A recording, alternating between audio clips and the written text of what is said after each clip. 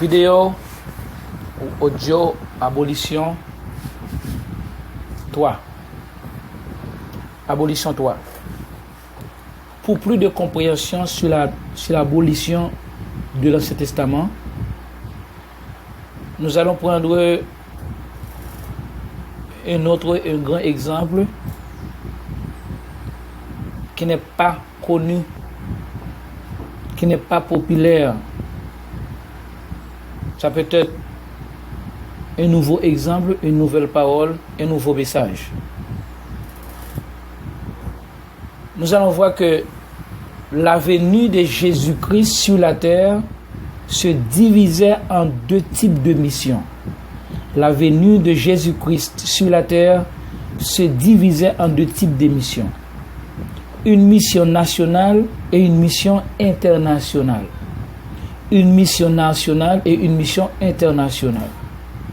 On peut cataloguer aussi la mission nationale de Jésus-Christ comme mission pré-résurrection ou mission avant la croix. La mission nationale du Christ était seulement pour les Juifs, non pour nous les païens ou les gentils. Nous, les païens, avons été exclus de la mission pré-résurrection ou nationale du Christ. Dieu utilisait les Juifs pour la formation de la première alliance. Il a utilisé les mêmes Juifs pour abolir ou pour mettre fin avec elle. Jésus-Christ lui-même nous a exclus totalement de sa mission nationale dans Matthieu 10, versets 5 à 7. Tels sont les 12 que Jésus envoya après leur avoir donné les instructions suivantes.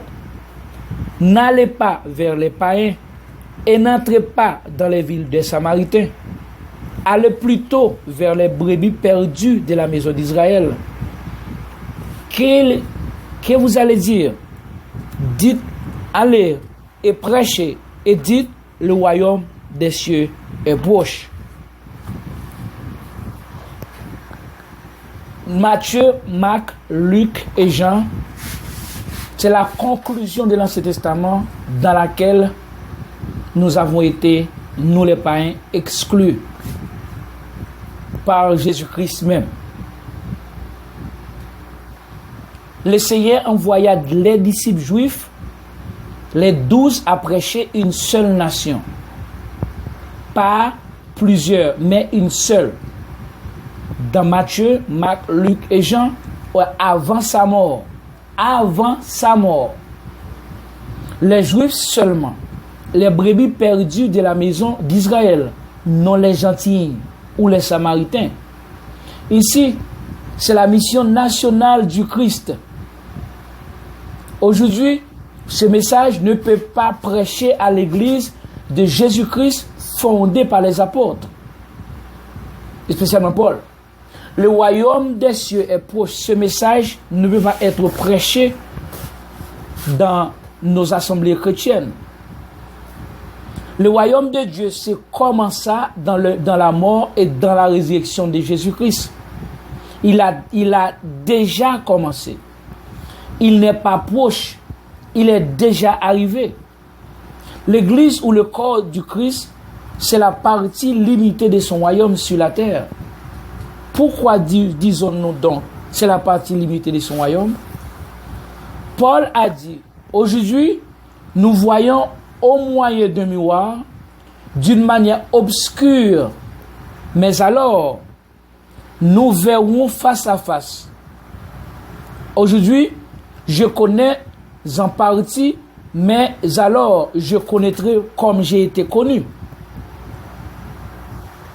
Oui, maintenant, dans la partie terrestre du royaume de Jésus-Christ, nous lui connaissons en partie. Alors, dans la partie célestiale du royaume, dont son début sera sur les nuées, nous lui verrons face à face. Cette partie du royaume ne sera pas limitée. Selon Paul, par la foi, nous sommes déjà assis dans le royaume de Jésus-Christ. Dans Colossiens 1, versets 12 et 13. Rendez grâce au Père qui vous a rendu capable d'avoir part à l'héritage des saints de la lumière, qui nous a délivrés de la puissance des ténèbres et nous a transportés dans le royaume de son Fils, du Fils de son amour. Ici, frère Paul n'a pas dit que Dieu nous transportera dans le royaume de Jésus-Christ. Sinon, Dieu nous a déjà transportés dans le royaume par la foi, bien entendu.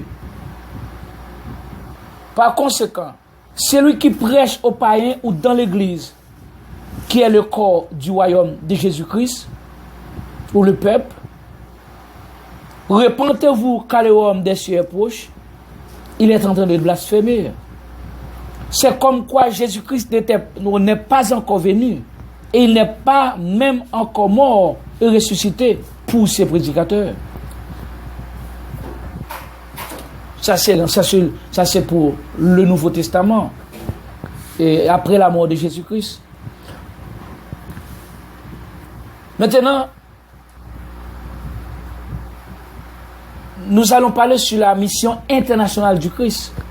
La mission nationale avant sa mort et la mission internationale après sa mort, après sa résurrection.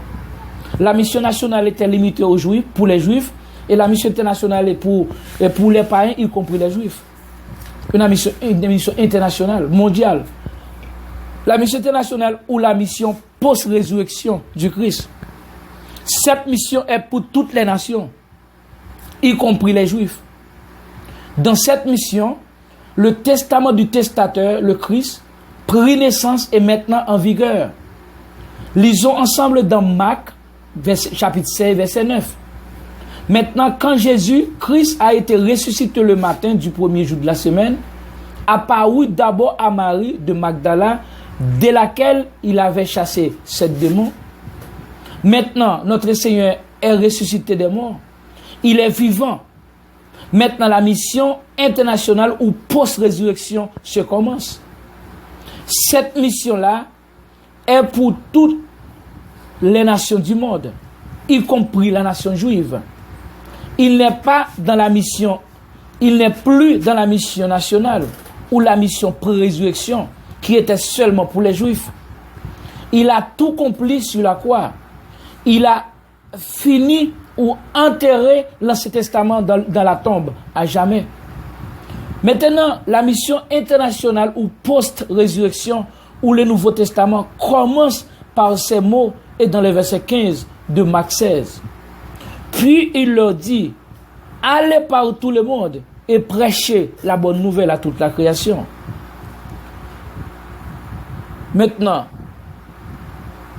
après sa mort, sa résurrection, il a envoyé le même groupe, à l'exception de Judas, à toute la création, à toutes les nations, non à une nation, mais à toutes les nations. Dans cette mission, les gentils ont reçu pour la première fois le salut, le Saint-Esprit. Nous, en tant que gentils, avons été exclus de la mission nationale du Christ. Maintenant, nous sommes inclus dans la mission internationale. Dans Actes 4, verset 27. Après leur arrivée, ils convoquèrent l'église et ils racontèrent tout ce que Dieu avait fait avec eux et comment Dieu avait ouvert aux nations, aux païens, la porte de la foi. Maintenant, la porte de la foi est ouverte à nous, les païens, pour la première fois dans l'histoire des nations. Vous voyez ici que Dieu ne nous a pas envoyés à frapper la porte. Il l'ouvrit lui-même pour nous.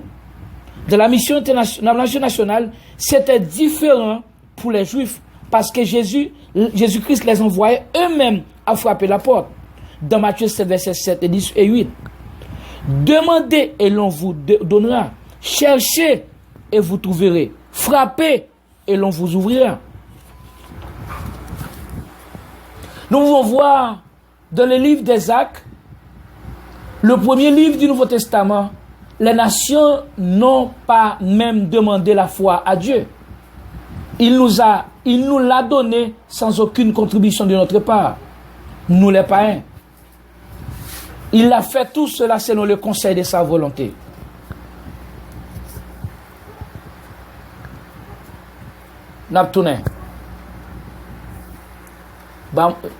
Nous allons retourner.